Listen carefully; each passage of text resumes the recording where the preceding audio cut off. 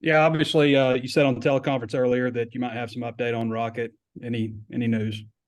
Yeah, I don't have any more news at this point. Um, Obviously, he hadn't practiced. He's not in practice today either, so that that would limit him at best in the game, regardless of what we find out. But I don't think it'll be a lengthy injury either way. But we wanted some different guys to look at him, and so that's what we're doing. And so we'll know something definitely um, by this afternoon what is going on. I'm sorry, I thought we might know something now, but we don't. I just last second I checked my phone to see if I got any calls on it. So I wish we would know a little bit more, but he hadn't practiced this week. I don't think it's a lengthy injury at all, but I can't be 100% sure about that until I find out what he's been told here today. Dominic's still wearing the brace on his knee, but I believe he's been obviously cleared to play without it. Is that just something for him for a precaution? And how much does that limit him, a brace like that? I don't think he feels like it limits him too much. That's really it's up to him whether he wants to wear it or whether he doesn't. Um, I wouldn't be surprised if he didn't wear it. Assuming this weekend he would probably have a much bigger role. But he had some success with it on in scrimmages, and ran long runs and things of that nature. So that really at this point is just left up to him. And should we expect to see Antonio Greer this week? Yes, I mean he's practiced. He practiced partially. Indy and things of that before the Western Carolina game, but he's practiced all week. So they've cleared him to do everything, and he's been good over the last 2 days. So and he's practicing today, so I expect him to be available. Thanks, Coach. Uh-huh. Otis. Coach, is there anything in particular that Marquise Gomes needs to improve on to get maybe more action in the passing game? Well, I think he's got to understand the offense a little bit better, and he's getting better at that thing, at those things. Understanding what he's doing is going to let him play faster. But we think he is a threat. Obviously, we didn't throw the ball a whole lot to the tight ends last week, but that certainly isn't a plan because he's talented as well as Luke and a lot of guys. A lot of guys we have. Tyrus Washington, we feel like we can throw the ball to, but I think his overall, and he's had a good week this week, so I would anticipate his play amping up a little bit. Coach, I'll go. My Bulldog must have liked your answer or not liked it one. I'm not sure which. Thanks. Who's that? Your Bulldog? Yeah. My Bulldog, yeah. I don't know if he liked it or didn't like your answer, but he's letting you know about it. Oh, he is? Okay. Well, my Lucy's I'm sorry. I thought you could hear him barking. Can't hear, though. Jackson. Coach, when Isaac spoke with us yesterday, he talked about playing quarterback in high school and not really taking really any receiver reps until he got to the college ranks. I'm curious, does he have any, traits, intangibles that, can make it kind of obvious that he's a former quarterback? Well, I'm assuming quarterbacks would have to have good hands, and he does now. I mean, of course, Andrew Armstrong made a catch yesterday at practice. That was pretty incredible as well. But, I talked to him the other day yesterday about how proud I was for him coming from D2 and performing at a high level. And obviously we love him and all those type things. I said, who offered you out of high school? And he said, basically nobody, Coach, and really a cool story because what a wonderful kid as well. But he's a big athlete that works extremely hard. So I would assume if he went to linebacker and he wanted to get his body linebacker-ish, that he would be able to play that as well. He's just a talented guy that earns everything he gets because he's a hard worker.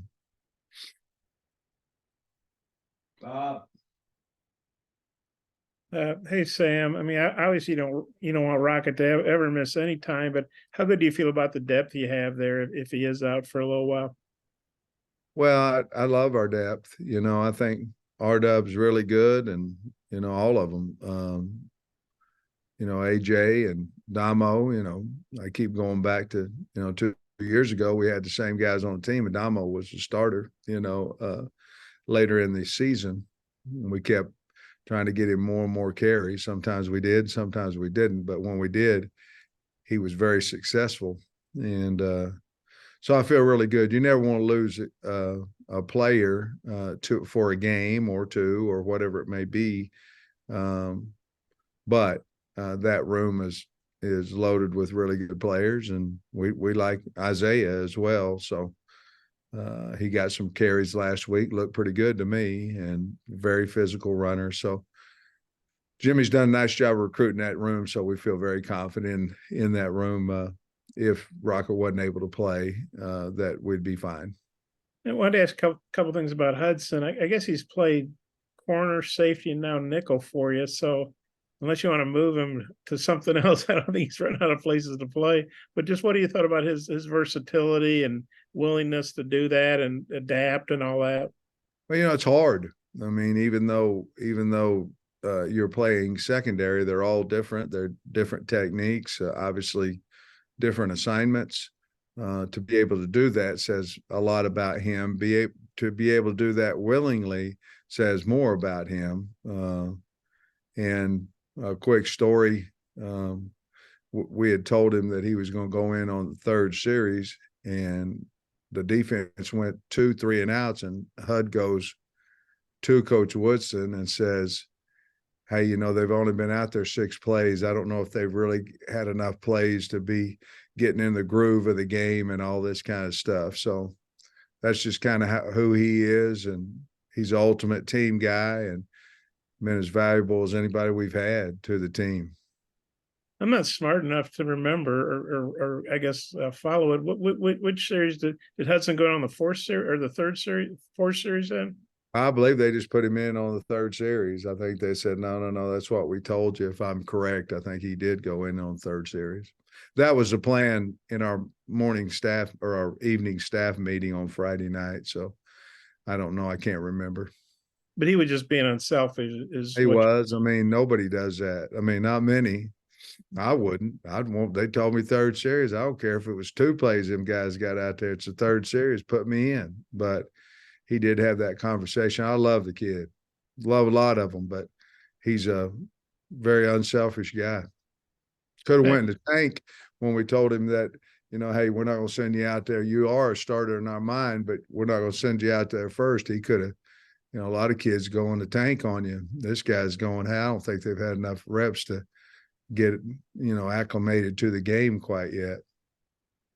I guess just what does that say about him? Attitude, mental, all that stuff. Everything. I mean, now it also tells you that he's a mature guy that understands, but everything.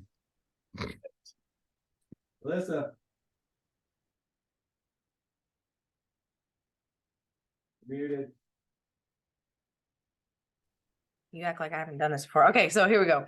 Can you comment a little bit about what you guys are going to do for Alex and Ryan and Chris? I know Chris and Alex were here and the first time you goes around, but you're going to put the 3 and the 15 and have their initials down on the field this season. And just, that was the way that you guys are going to honor them this year. Yeah. And then I think we're going to have Chris's family as honorary captains and things of that nature. I think you said what we're going to do and with the numbers and things of that nature. But certainly, it's great to get older, but as you get older, things happen in life that are, you go through, and obviously not near what the parents have gone through, but it was just our way of saying, hey, we respected your son, just our way of letting them live through their legacy on the field a little bit. Thank you. Thank you. Hey, Sam, I'm looking at your linebacker room. You came out of spring and looked like Pooh and Greer were kind of with the ones the most. And then now Pooh had the camp injury, Greer had the camp injury. And it with the ones, it was Spence and Thomas yesterday during fastballs. I just wondered maybe kind of what that room has been looking like for you. Yeah, I think Jaheim Thomas has been the most consistent player for us there in the linebacker room. Obviously, you mentioned the injuries that we've had. Obviously Pooh was the guy that we, and he still is, but he's been beat up. He's been hurt. And of course, unfortunately, he won't be able to play in the first half Saturday. So it's a little bit linebacker, honestly, has been a little bit like the old line room where, man, you wish you could find guys that just put them in a spot and put them next to somebody that they played with the majority of the time, but just injuries hasn't quite let us do that. And the other part of that is that we found Spence. We've Crook's gotten a lot of reps, and with Greer coming back now, that should help us. That we'd feel good every bit about 5 guys, and I think in the long run it'll all help us. I would like to have 2 guys sitting out there side by side that's played, together, but I don't know if we'll be able to do that until maybe week 3, when Pooh gets off maybe the second half of Saturday's game. But Right. I think it has helped us overall. Is one guy in particular or one spot call defense for you? Like Pooh when he's out there and then. Well, the Mike Backer a lot of times will do that, but not necessarily in our defense. We'll have both of them reiterate the call. And of course, you get it to the front, get it to the back end, and then everybody. We're actually working on a little bit of our home crowd noise for defense a little bit today and all day tomorrow for that communication. Okay, my last thing. You mentioned Monday that you were sending in a number of plays regarding penalties. I wonder if you got any clarifications on some things that maybe we didn't see that got called that would help. Yeah, and a couple of them, to be honest with you, we showed to the team because they needed to know the interpretation of the officiating crew from the SEC. So you don't necessarily send in the penalties to say, well, I'm right and you're wrong. You find out the explanation of why the call was made. There was a few of them that they felt like that, maybe shouldn't have been called and things of that nature. And I guess if you did every single play, you'd find some that they should have called too. You know what I mean? So, right. But the one, let's say when John Morgan got the personal foul for hitting the quarterback low, mine was, I felt like he was held and thrown into the quarterback. And the interpretation was when you take that edge, when you turn that edge, it's really your responsibility to stay high on the quarterback. And then we showed this Clemson quarterback sliding. Obviously, we showed that to KJ because he was short, and we showed it to the team because that's a dead ball at that point. And even though the personal foul came after that, Duke still retained the football. We had in our first scrimmage, we had kind of an identical deal. It was a late hit out of bounds on 4th down. The penalty was put in force, but the offense, it was on the offense. The second team offense came back out on the field. We talked about the slide because basically when a quarterback starts to slide, you've got to avoid him at all costs. And even if you're airborne, at that point trying to tackle him, you got to take your head out of it. You got to throw your arms out. I mean, you got to avoid him at all costs. And if your helmet hits him at all, that's going to be a personal foul. So we did show the team that, and they were just learning moments from us. I thought our game was well officiated on Saturday, but we did learn some things about rule interpretation and just exactly how they see it on those two circumstances. Got it. Hey, Sam, you mentioned earlier this week wanting to get Tyrone Broden going a little bit. I'm curious how his week's been and maybe what do you want to see more of with him?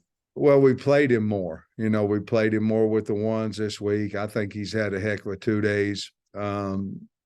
He did such a nice job as a gunner on the punt team. I mean, just a fantastic job Saturday. We need to get him involved. Because he's the separation of the wide receivers is not like this. It's close, and he's a guy that's played Division I football and done a nice job there. So we need to amp him up, and the only way you can do that is put him with the guys and see if you can feel good about it. And that's what we've done. And he's had a good week.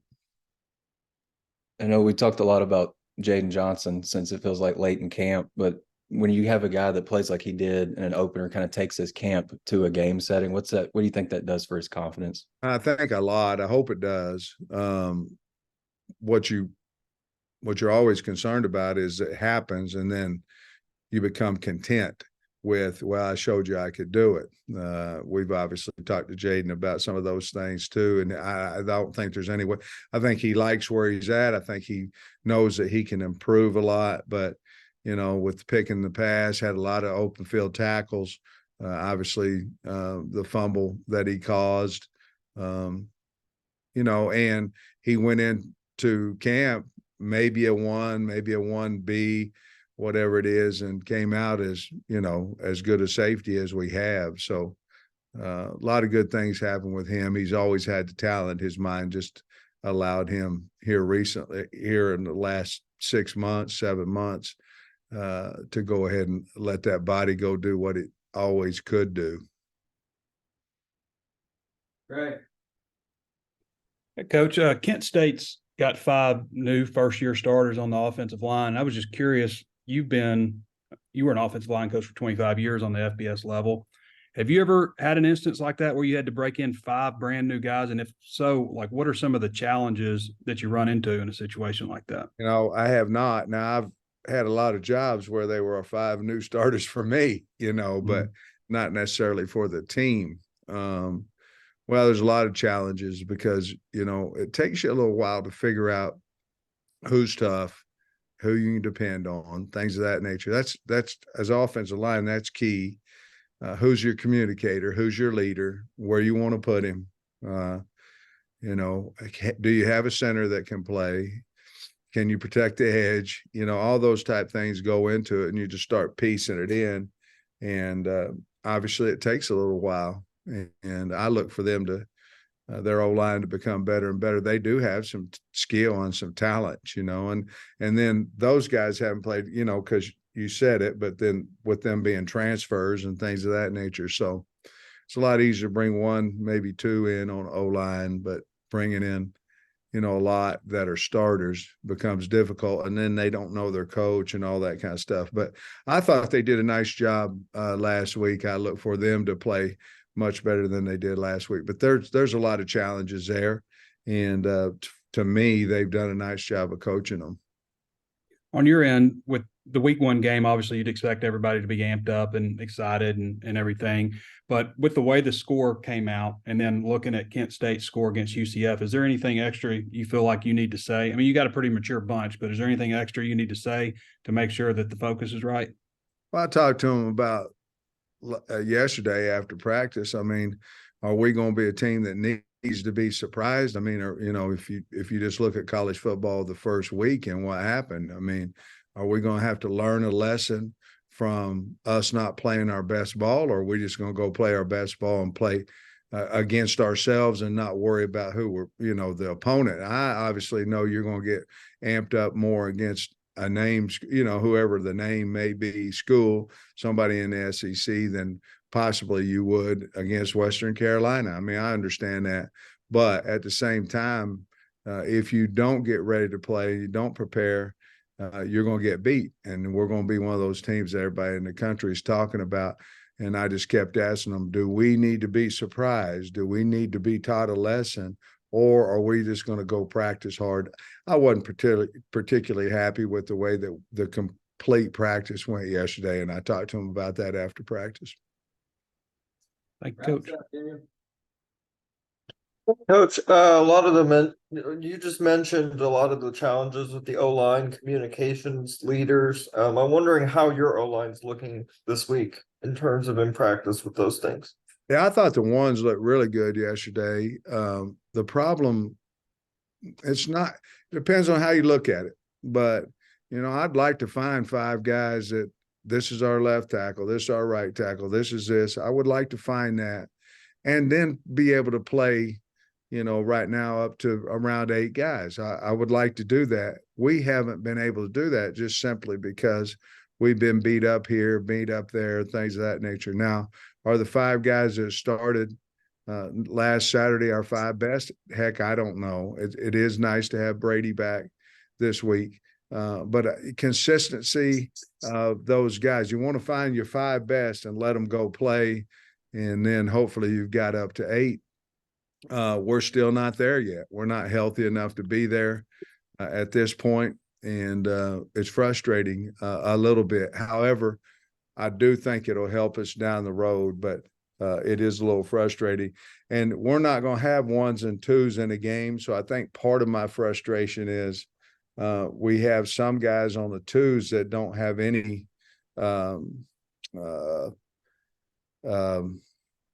experience.